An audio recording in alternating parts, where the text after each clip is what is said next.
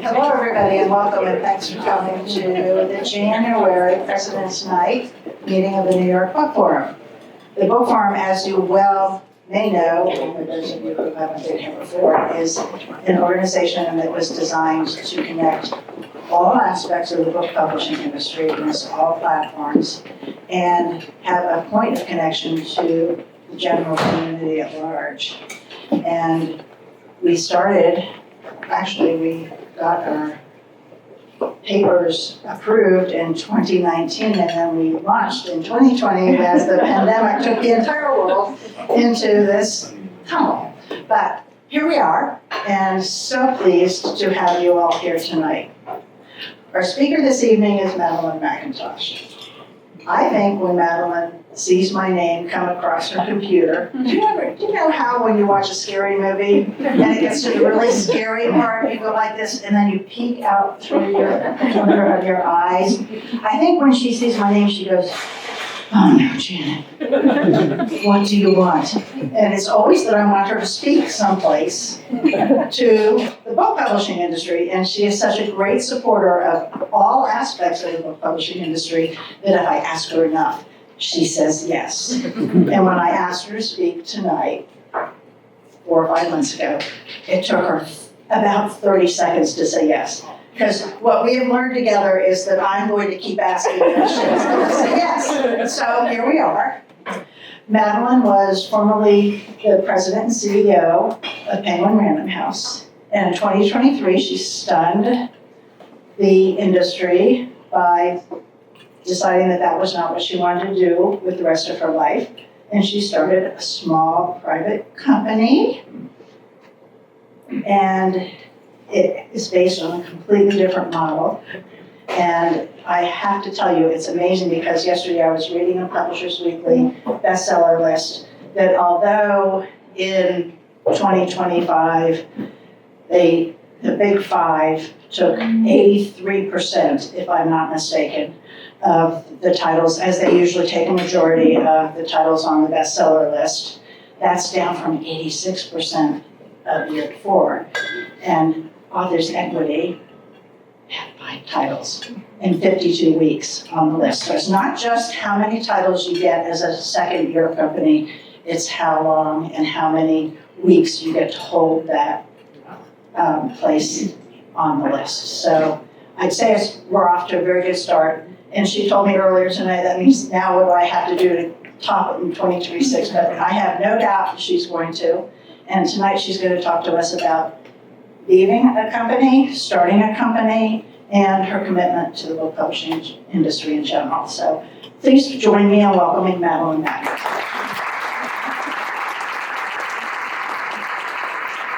Thank you, Janet. I always like getting the emails from you, so it's all good. It's all good. Because sometimes I'm asking you for help on something, so it all works out well. Thank you so much for having me. What I thought I would do is take you through kind of the story of Authors Equity, but not exhaustively. I could talk about it for 12 hours, so I'll just kind of give you the highlights reel. But really focusing more on why we're doing what we're doing and what we have learned so far. And then maybe we can all think together about how the lessons that we've learned might apply outside the little virtual walls of Authors Equity. So be prepared to ask questions. But this is how we started. So really, why on earth would veterans who've been working in publishing for our whole careers, myself, Don Weisberg, and Nina Van Malke, collectively, we have more than a century of experience in publishing. Don never wants me to point out how many of those years he worked for. But why, knowing everything we know about how hard this business can be, why start a new publisher? And the little idea, the question, the thing that had been gnawing at me, the problem that I kept trying to solve and not quite being able to, was this question of if you're in a market where increasingly what determines if a book is going to be successful it's not only what are the words that the author puts on the page, although that is critical. It is also how good is that author at connecting with an audience. And once you have those authors who are really the authors who are able to connect directly with readers and have the power to sell themselves, how do you as a publisher make sure that you have the right kind of relationship with them? And I spent years and years and years and years in the very largest publisher, an extraordinary company, able to do things, in my opinion, better than many other people, many other places. So proud to have worked there. But just again and again, I found myself kind of on the defensive end of discussions with authors and agents who said basically, like, we are the ones with the market power. Why can't we have a different kind of deal? Why can't we have different kinds of participation and collaboration in how we work together? And those discussions were as different as the authors are themselves, but still for me it was a recurrent theme. The other thing was that for whatever reason, I always was the person who ended up at the table when there were big gyrations of change happening in the industry. So, and it's sort of like I'm Forrest Gump somehow. That like in the 90s, I was the kid who was like, oh, what is this internet thing? We should have a website. And then that became working, moving to the sales department to work in online when it was this tiny thing. People were like, why are you doing that? And then, of course, it became very big indeed.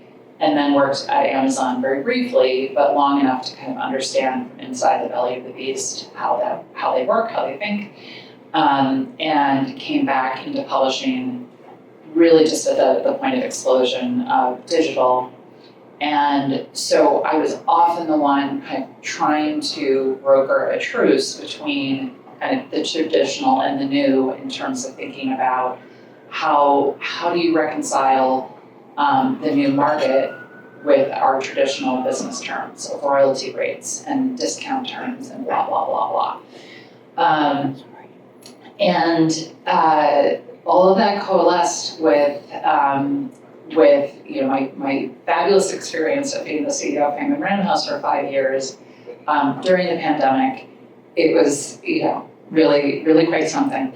But I got to the end of that period in 2022, I guess the end of 2022, and just thought, I don't believe that I'm selling anymore. Like I don't know what the answer is, but I feel like there has to be a different way to solve this.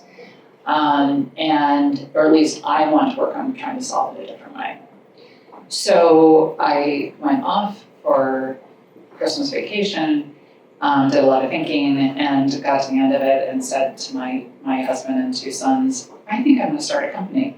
And they were like, Mom? Like, you don't know how to do that. It's like, I know, but I thought I could ask some people. So the way the stars aligned, Don and Nina also were kind of thinking the same way. So the 3 of us, none of the 3 of us had ever started a company before. But we were all committed to this idea of figuring it out. And when we launched, the main thing that people focused on was our business model. And so we can talk a little bit about that. The business model has ended up being more powerful even than we would have thought in terms of unlocking improvements in how we work with authors and how we work with different partners in the industry. But it's not just about the numbers, it's how you get to the numbers that turns out to be really, really useful. But more than anything, and this is what we'll get to again and again, is that it's not really even about the numbers, it's about how we work with the authors that is the actual kind of innovation. And that's the part that I really think is applicable to everybody in this room, everybody in the industry, to be thinking about how would we apply some of these principles and these thoughts, no matter how sort of traditional or whatever business model you're working with, how can we all be thinking about engaging with authors in a different way?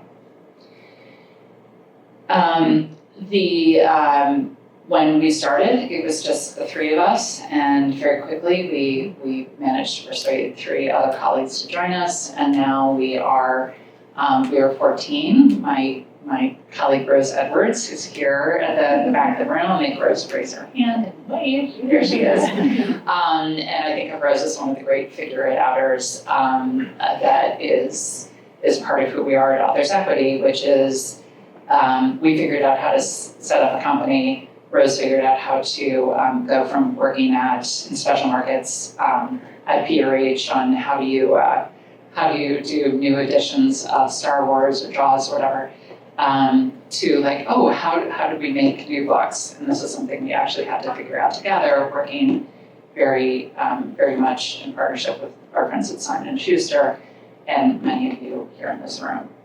And the whole rest of the crew that you see there on the screen, that is Authors Equity. So there are the 14 of us who are the company. I also have James Clear up there because he started off as our lead investor, author of Atomic Habits.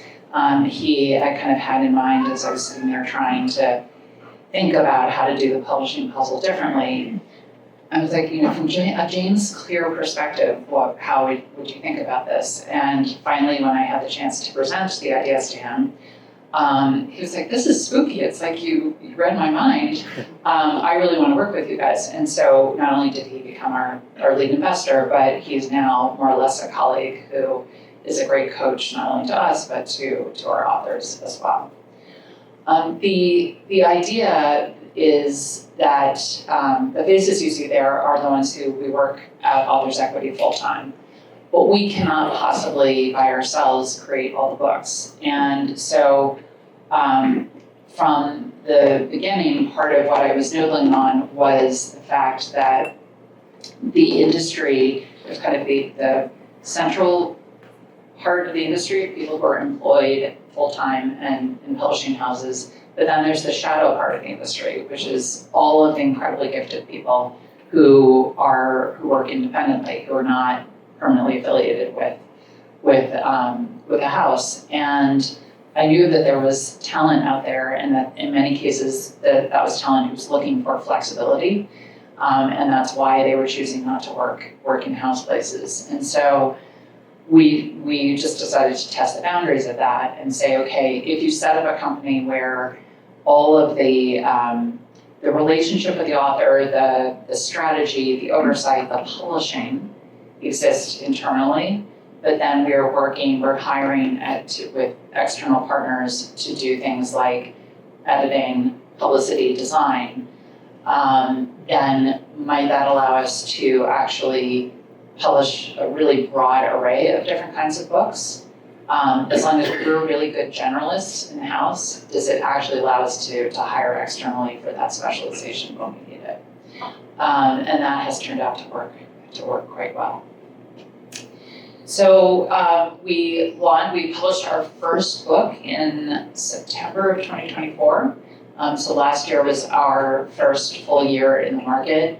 And it is pretty great if you're a startup to have the second book you published, which is the one on the left-hand side of the screen there, Don't Believe Everything You Think, to have that become a kind of permanent fixture on the bestseller lists. And there's a very happy Joseph Wynn there who we have gone on to publish his second book.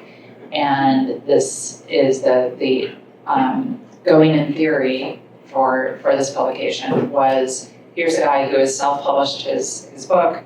He understands the world of TikTok affiliate sellers better than anybody inside publishing, certainly including myself, seemed to.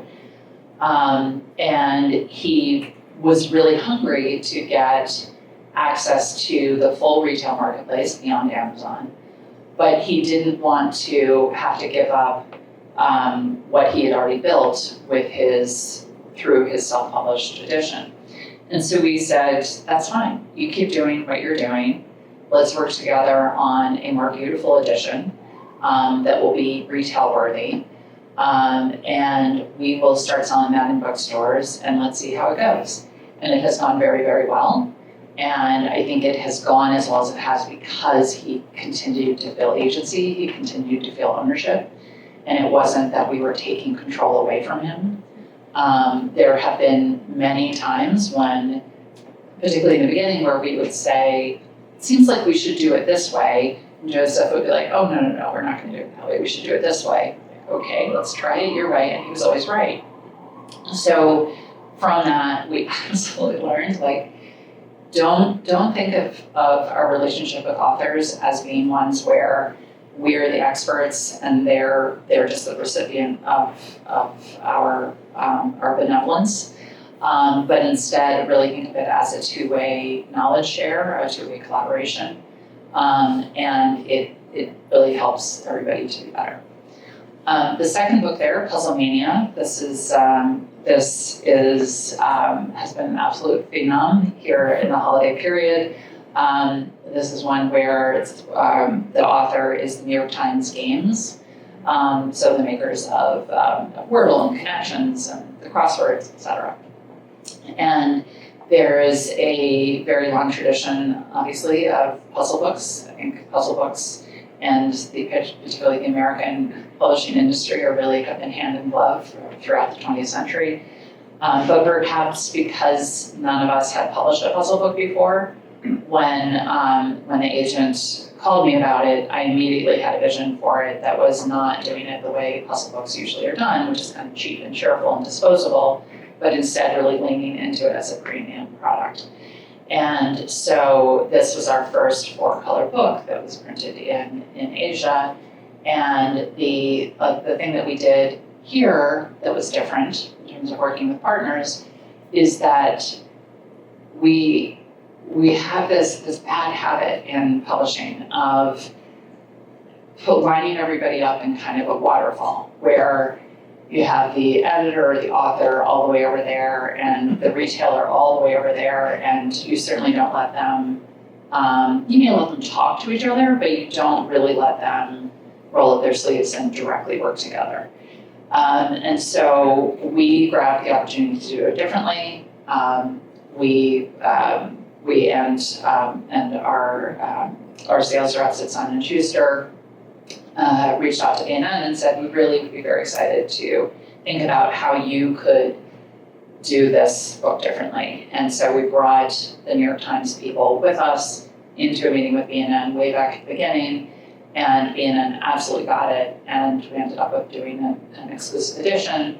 And beyond that, and there are many exclusive editions, but beyond that, they were so excited and committed to it that you really could not walk into a Barnes & Noble in this country in the month of December without seeing the displays that look a little bit like that massive dump there. And the book has sold very well and happily is continuing to sell. The final one of our big three is another one that I love because here too, this is a book that was also originally self-published 10 years ago by J.L. Collins. And it started as a set of letters that he was writing to his daughter. J.L. has a very particular perspective. It's very simple, actually. I can tell you in about 5 minutes. But what's important is all of the stories and the what ifs and what if I do this and all the questions one might have about his advice. And so what began as letters that he wrote to his daughter turned into a blog and turned into a book that he self-published way back when. He is now 75 and he was no longer interested in really actively managing this brand. He knew it needed to be updated, but was kind of ready to just throw in the towel. And we were able to persuade him to work with us on it. And his daughter, Jess, who we also now work with, about this time last year, JL and I had spent much of Christmas period back and forth with each other on Zooms, trying to deal with getting the content updated. He was completely fed up with it. He's the biggest technology Luddite you will ever meet. I'm not, he told me that at the beginning, and I was like, okay, sure, I understand. No, you've never seen somebody more technophobic than JL. So he was quite grumpy this time of year last year, and so Jess kind of stepped in, and she and I finished the heavy lifting on the book, and she said, "Don't worry. As soon as it's the fun part, which is promoting the book again, he's going to be all smiles." And sure enough, it turns out at the ripe age of 75. He is an absolute star on YouTube and TikTok and everywhere. He has the most wonderful voice that I think he should be a radio announcer. So this has been another great success. And because he didn't want to deal with managing the brand anymore, we stepped in and created a newsletter that now has 50,000 people subscribed to it. So we really built an asset now that we can use not only to market his book, but any other books in the category that we do. So I'm not going to take you exhaustively through all the rest of our books, but I just wanted to give you that flavor for different aspects of 3 of our most successful books are ones that, in 2 cases, they were self-published before, and we took a new angle on them. In the 3rd case with the New York Times, the 2nd case, we brought together a different kind of partnership. So any of these could have been published but in a traditional house. It was the fact that we had this particular business model that I'll come to that really is what really helped us seal the deal and then work successfully with these authors. The point that I made earlier about how we are structured from a people perspective means that we have been already able to publish across not every, but just about every different category in adult publishing. We have not yet done kids books, though we're going to do a kids program with the New York Times. But we have romance, we have nonfiction, we have business, we have tech, and we have health.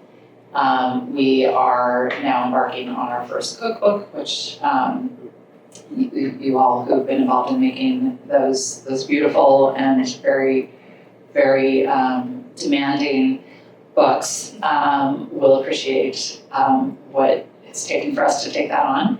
We're being brave. But we're able to do this again because what we have at our center, at our house, is not just people who are good at figuring things out and trying different ways, but also people who are able to reach out to many of you in this room to say, okay, I got to figure out how to do a blah, blah, blah book. Do you know somebody who can be my designer or who can be a fact checker for this, or do you know? So part of the real asset that we brought into the company is just that kind of relationship expertise and a real appreciation for this industry and the knowledge that is distributed across the industry, because that's what's allowed us to pull this off. We've sold 2 million books through the end of last year. So very proud of that nice round number. We had $20 million in revenue through the end of the year, and half of the author's equity books, so the ones that we publish directly instead of some of our romance books that are through a partner, have been bestsellers when they've launched. I'm quite proud of that. Thank you. So before I go through the lessons, and I'm going to get quite quickly here to the point where you get to ask me questions, so giving you your warning. Very simply, the business model. It's a profit share model, and people throw away around terms like, oh, we do profit shares too. Our profit share really is much more author friendly than you find anywhere else in the industry, frankly. We as the publisher do all of the upfront investing that is required to make the book. So there's never any money that is coming out of the author's pocket. We're talking to the author as we go along. If we need a ghostwriter for this book, it's going to cost this much. Let's all look at the P&L together. Do we agree that that makes sense? should we spend this much money on advertising? Do we agree that that makes sense? Yes. So we are the bank, as publishers are always the bank, but it is one where the author has full visibility into how the money is being spent as we go along. Once the book is on sale and hopefully generating revenue, then we recoup those costs to get to profit. We do not charge any of our overhead against the profit. It is only third-party costs. And then the author always has the majority share of profit. So that share is, ranges in the zone of like 65 to 75%, depending on how competitive the situation was, et cetera. But those facts, the fact that we do not charge any overhead against the P&L and that the percentage is higher is why, and that we pay out monthly. So our projections are really, unless the author was going to get an absolute monster advance, in which case if you get a monster advance, you should cash that check and don't play the lottery. But except in that kind of a situation, the profit share really catches up to an advance model very quickly, and then the author continues to earn, not only continues to earn, but then the advantage gets more and more and more over time. The other part of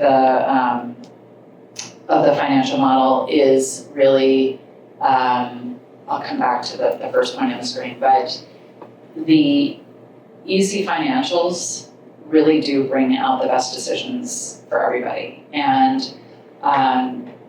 I know from speaking to colleagues in the past, what, for example, one of our colleagues in-house who used to work in production at a big house, I asked her what was the most surprising to her in terms of her transition. And she said that she never, in her former job, she was never working directly with authors, and that there was always a little bit of a vibe, as there certainly was in my job too, that, you don't give the author the ability to approve X, Y, or Z, or the costs are going to balloon, we'll never be able to afford it, it'll be too complex, it will just not work. So we all kind of have grown up with this feeling that authors, as wonderful as they are kind of irrational creatures.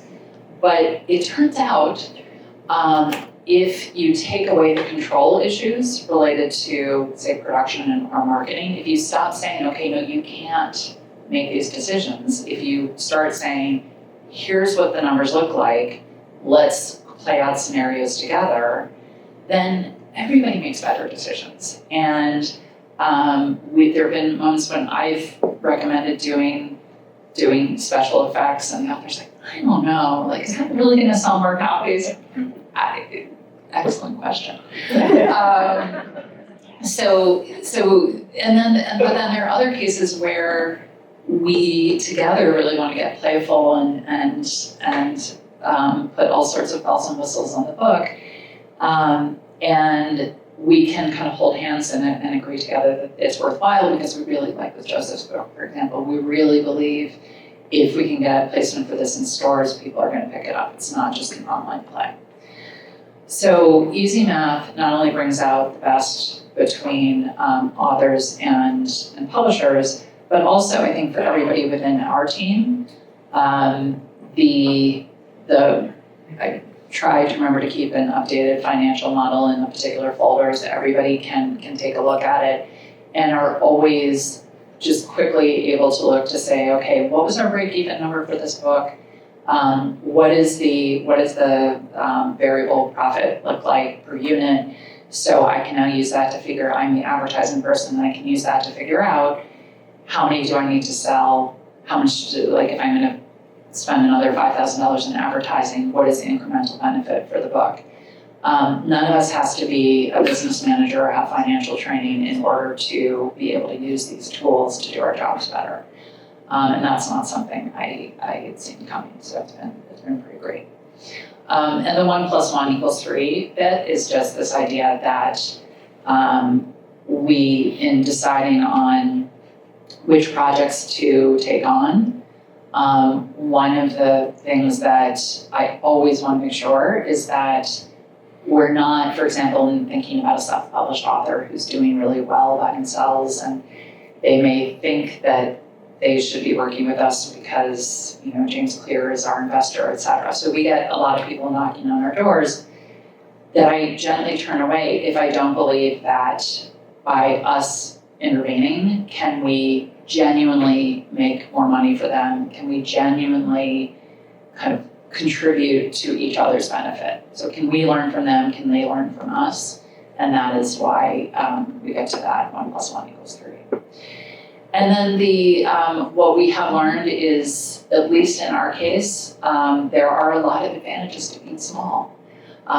It would not work to be ourselves kind of isolated on an island, kind of small, without the support of big players. We have an amazing relationship with Simon & Schuster here, who not only helps us sell our books into retail, but also helps us make our books. And so we would be nowhere near as far along without their support. We count on retailers to supply scale as well. We count on, there are all sorts of partners that you go to kind of borrow or rent scale. But by keeping ourselves small, it allows us to have a really nice flat structure. Every meeting we have, every conversation we have is really about doing the work. It's not about a committee talking about how we might do the work.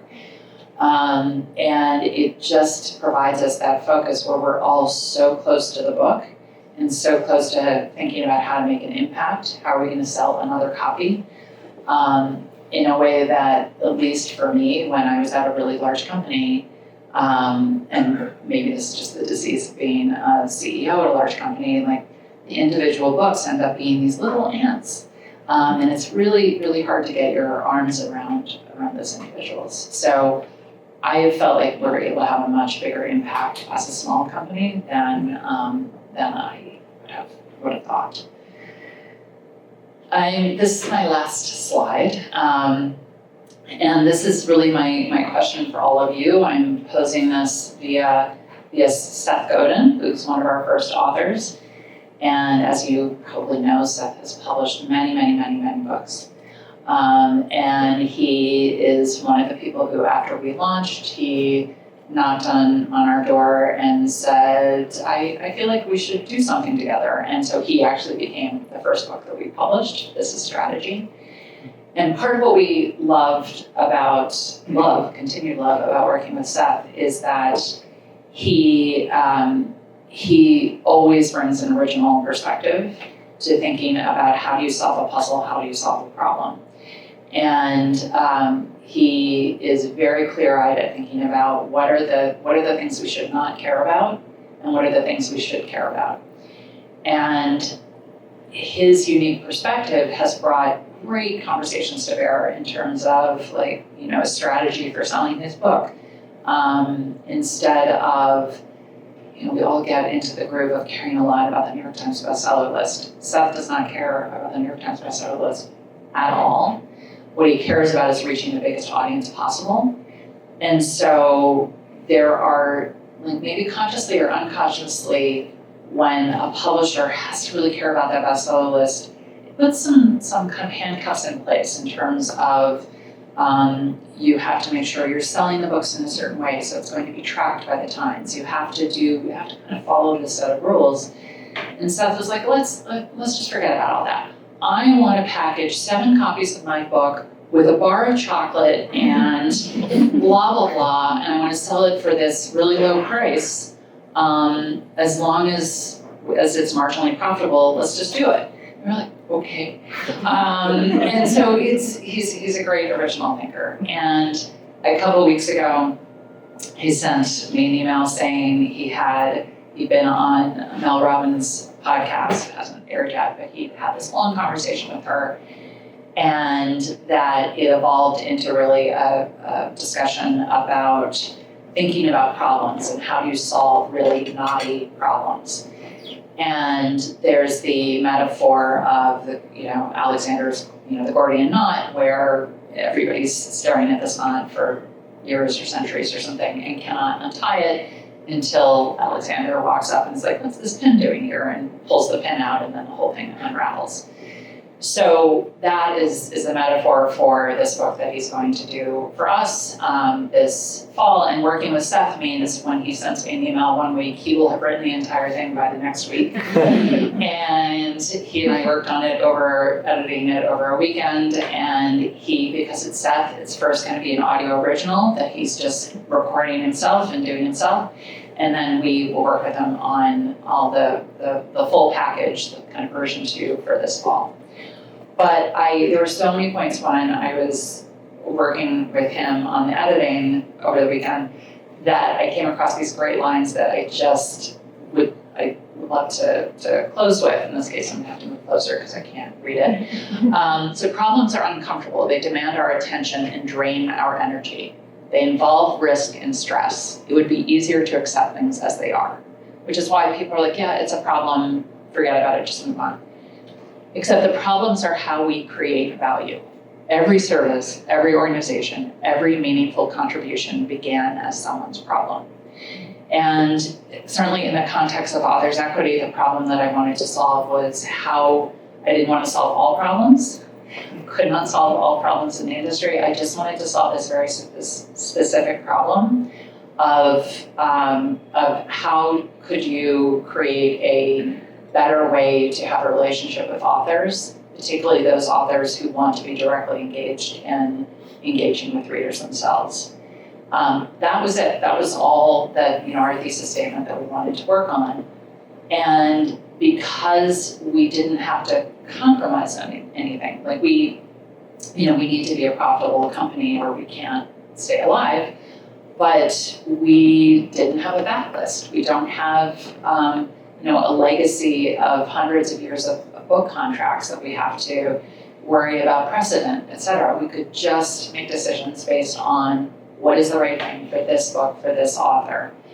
And that was, it's a very simple thing. And it has unlocked all of this value for our authors and and certainly for ourselves. I think it's unlocked value for our retailers who really enjoy working with us. That's the problem that I wanted to solve. But as we're all sitting here in an industry that is so operationally complex, it really is. I think we're all so used to it that we just assume all industries are this operationally complex, and they're really not. Early on when before we launched the company, and we were asking advice from everybody we could, and so one of these people was like, okay, let's sit down and just map out for me every single decision you have to make, every step you have to take to go from the author writing a book to having it in the marketplace. And I was like, I answered the question first in 2 minutes. He was like, no, really, map it out.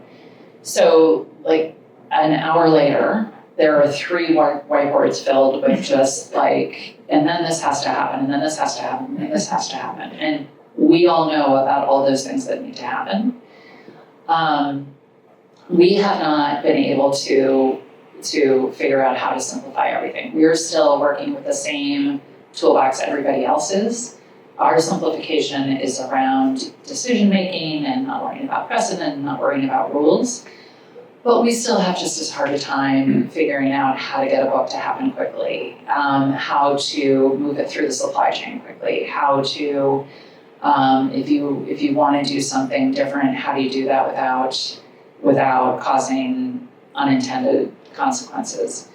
And so my hope is that for everybody here, that we will continue to don't give up on this industry. Don't give up on books. Don't have anybody tell you that, books, that's old media, there's no future. There's far more future for books and publishing than it turns out there is for movies or music. So where we will make our own obituaries is if we stop trying to identify those problems and figure out creative ways to solve them. You don't have to boil the ocean. You don't have to solve it for everybody. Just figure out how would you solve it for your imprint, your department, your business area, your startup, and it will grow. That's all I got. So questions? Yes, Jenna. I, of course, have a question. Okay, well, you're gonna get a microphone. And a microphone. Okay, so Does Authors Equity want to do high-quality products, and are the authors willing to pay for permanent paper as opposed to disposable paper Yeah. that is going to decay? Yeah, but this is actually an excellent example. And you didn't tell me to ask that, right? No, I didn't at all. No, we love talking about paper, actually. Is that the challenge for us, it's not actually about us or the authors. Like, we and the authors are completely aligned in wanting to have quality paper. The challenge comes in like, how quickly can you get that paper? How, if you then have a reorder, do you continue to have access to that paper, et cetera? So that's where as a little player, I hope that the big players will continue to figure out how to simplify that, how to make sure that we all have access to permanent paper, real paper, not disposable paper that's going to look crappy in a year, because that's what I want my books to be printed on. Thank you. Next question. I'll just, You'll are you just, surprised yeah. how successful you are so quickly in the bestseller category? Or did you have that vision when you started No, this our 2025, we were a year ahead of our business plan, so we definitely did better than we have done better than we thought we would. My hesitation is just around the fact that there is this thing of like, okay, now it's January, now we have to do it all again, over again, and better, and we don't have a backlist, right? So the way we compensate for that is by continuing to focus relentlessly on the books that we have. Those three, our big three there, we're gonna make sure we sell more copies this year than we did last year. And by being really, willing to hustle and get to market quickly when there is an opportunity, like Seth's book. The bestseller question, I would say that part of that is a little bit baked into the model because the authors, and we have not every one of ours has been a bestseller, but the books that have been bestsellers, they are ones where there is an owned audience, and that these are, which is sort of, it's self-fulfilling because these are authors who, because they have an owned audience, they're particularly interested in working with a model where they really get credit for that. And again, my question was, if we're counting on the author to be the one who delivers the words, and we're really increasingly counting on them to help us connect to a reader, why do the royalty rates look the way they do? Why is it the minimum number that they're getting instead of the maximum number? So 100% of our books have not been bestsellers, though, to be clear. We have not. We haven't quite gotten there yet. Yes?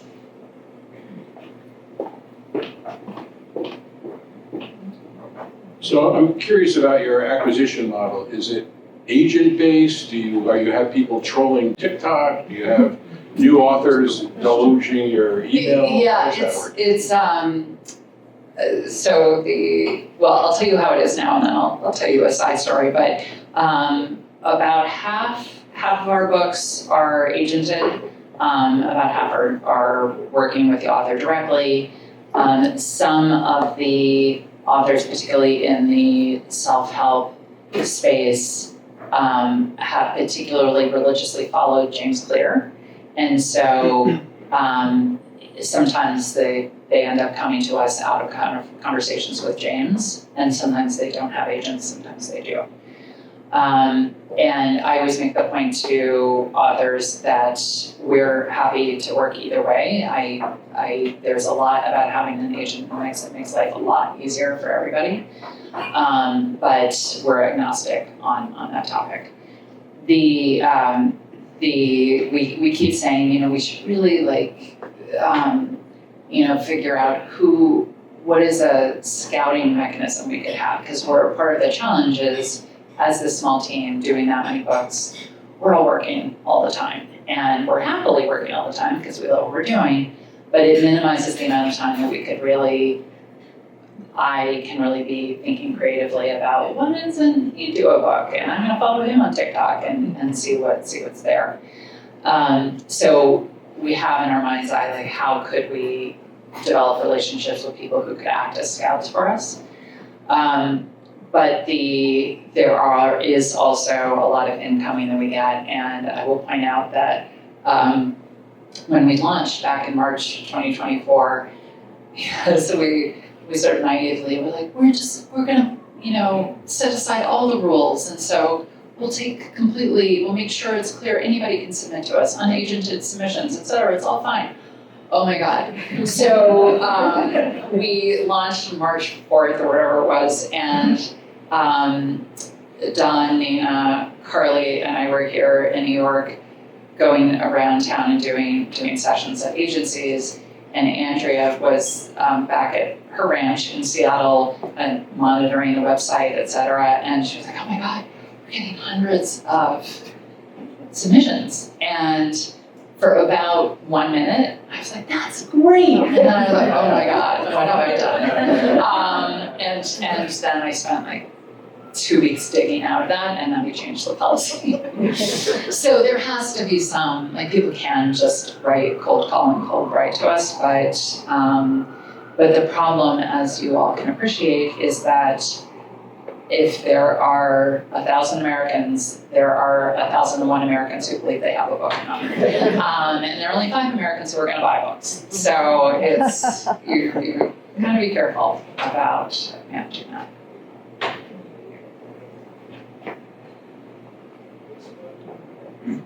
Nope, okay. It's fine. Here.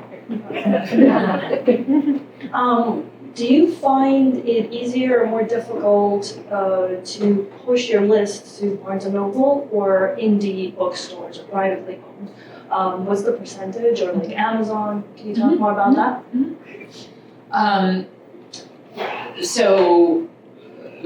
Looking at the retail landscape, I think, so this is just percentages talking about in the market, so not talking about us in particular.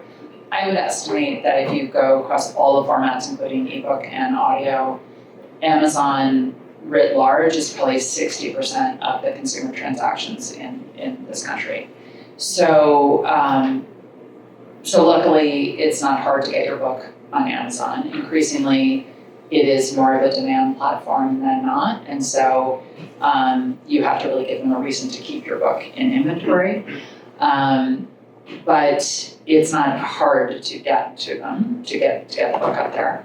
Barnes & Noble, what has been all books, they will, unlike the old days when they did buy everybody's entire lists, now they are more selective, and happily we're finding that they like what we are doing as a curator, and so they are trusting our instinct on the fact that we're not trying to publish hundreds of books. We're publishing maybe 20 books a year, and so they're paying attention to that. And so it's not that difficult to get into B&N because we're giving them a reason to buy these books. Independents have been incredibly receptive to our books, and in some cases are buying stacks of the Puzzlemania book or Joseph's book and supporting us very nicely. Independents, of course, are not singular in nature, so it's what is always challenging with that channel is just it's distributed decision making. So it's the sales rep doing the presentation, it's the reminder, it's the this, it's the that, and you can do all the right things and still walk into the bookstore that you really think should have this book and they don't have it. Over time, it gets better and better, and certainly once you have a book working in an indie, it just continues to work there. So. Hi, thinking about another aspect of acquisitions strategy, I'm curious if you are acquiring the same swath of rights, be they primary or subsidiary, and exploiting those rights as kind of a traditional or classic publishing contract. Yes, the only there are some major differences between our contracts and Big Five contracts, but from a formats perspective, we're requiring the same formats. We're more flexible-minded about it. If there's a real reason not to have the ebook or the audio, fine. So it's not religion, it's just preference. From a territory perspective, particularly for the authors who don't have agents, they are counting on us to then be able to sell translation rights. Simon & Schuster sells on our behalf through the English-speaking world. And then the major difference is we are, again, because we are author-friendly, our contract is not a term of copyright, it's a 10-year term. And that is, as you might know, that's pretty much commonplace in Europe, but here in the US and the UK, it is always term of copyright. That was just one of those things that I felt like it just wasn't fair to the author, and that hopefully if we prove ourselves as a partner, and particularly given that high per unit that they're earning from us, those will be terms that get renewed over time.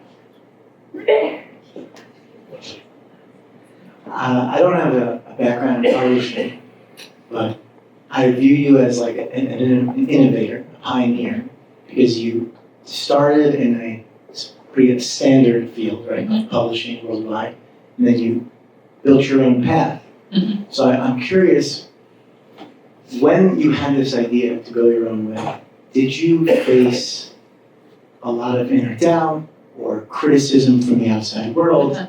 And if so, because maybe not, if so, how did you give yourself the courage to do such a thing and invent a new model? Kind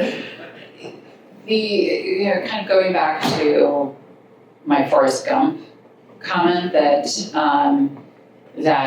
just when I was in my 20s, I got interested in technology, and so I happened to be the person who was like, I'm going to move from being an editorial assistant at Norton, this very literary, prestigious company, to working as an assistant in the new media department at Bantam Doubleday Dell, because I think that sounds interesting. People told me I was crazy then, like, why are you leaving literary publishing to go do that? So they told me I was crazy then. They definitely told me I was crazy when I then left new media to move into the sales department. They're like, why? Like, don't do that. Like, you're in technology now. That's cool. So then that was when I was also crazy. Then when I left being the head of the sales department to go be the audio publisher at Random House, again, I got the same response. Why do you want to do that? You're head of the sales department. It's all these people. Like, that's a lot of status. Why are you going to be the audio publisher? Because this was where's Robin, when yes, like there was a moment where people were like, okay, audio is not the prestigious thing. And then when I left Random House to go move to Luxembourg with my family to work for Amazon for 18 months, you can imagine the responses then. And then finally, when I left Amazon to go back to Random House, I got the same responses. So all of that is to say that I do not purport to have expertise in other fields. I do not purport to have pattern recognition related to how technology works, or AI, or car manufacturing. I just happen to understand this one market. And for whatever reason, I really always curious about what's next. And once I see it, it just seems the most logical thing to me. Where it's surprising me sometimes is that other people don't see it. And again, when I announced I was leaving PRH to go start this, I many years of deep relationships in the industry, so people were very nice to me. But I was pretty sure that behind my back, they were like rolling their eyes like, yeah, sure, this is gonna work. And I just sort of had to decide I didn't care, and knowing myself well enough to know that when I'm really happy and satisfied, it's when I'm working on a puzzle that I get to, or in Seth's wording, a knot that I get to untangle in a different way. So. I have a follow-up to that question. So now, do your husband and 2 children believe that you can start over a company? Because that's important. Yeah, I think both of my sons now just roll their eyes about how I never stop working. But they can tell that I'm really happy doing it. I think they just think it's kind of funny that I was the CEO of a big corporation and now I'm at this tiny little company and I work so many more hours now than I did before. So I think they think that's a little odd, but they believe they're very nice. We have time for 2 more questions. Hi there. I just want to say I saw a bunch of great reviews in PW the other day from Authors Equity, so congratulations to that. Thank you. And I'm just curious what your thoughts are. Do you see this profit sharing model extending to mid and large publishers in the future? And like someday authors will have the option, do they want to pick the standard royalty rate or this profit sharing model? Or do you think it works best only with a small percentage of publishers doing this profit sharing model? No, I think this should be an option for everybody. And interestingly, soon after we launched, I showed you on the first slide some of those headlines. It took less time than we thought it might. Like within a week, there was suddenly big 5 publishers were agreeing to profit share terms that they had resisted before. I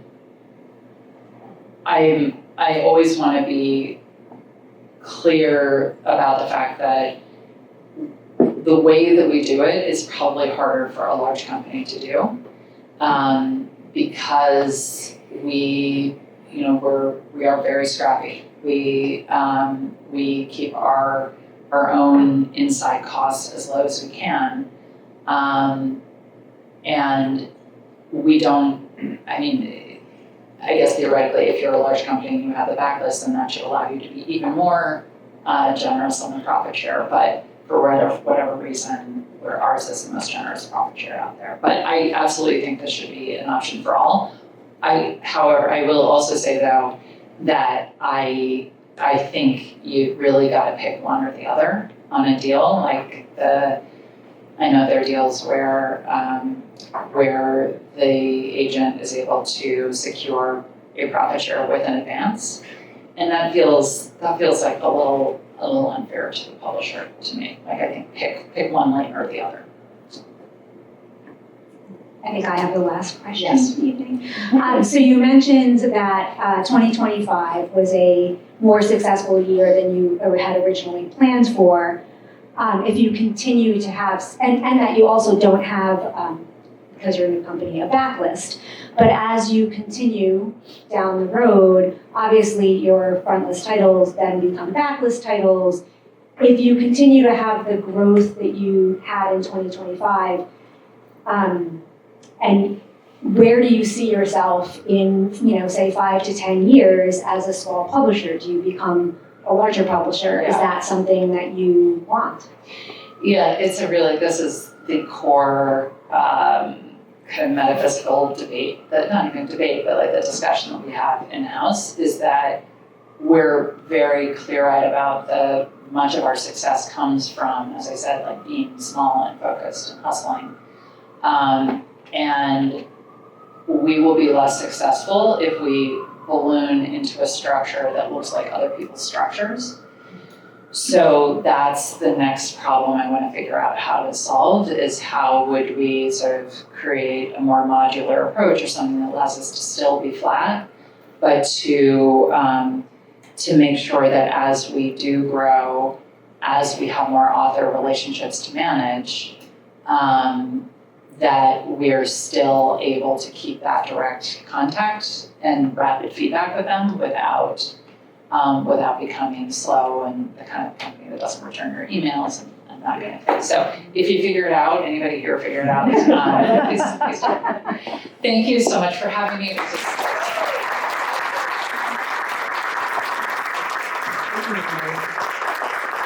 Thank you. Thanks, Madeline, for your time today and for sharing about the start of Authors Equity. I think this is really exciting to see a company like this in publishing. I think it keeps it fresh, and it's really interesting to hear about and to see. Thank you, everyone, for your time here today.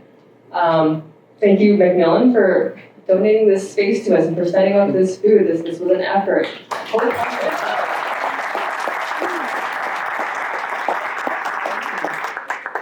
Thank you, everyone here, for coming.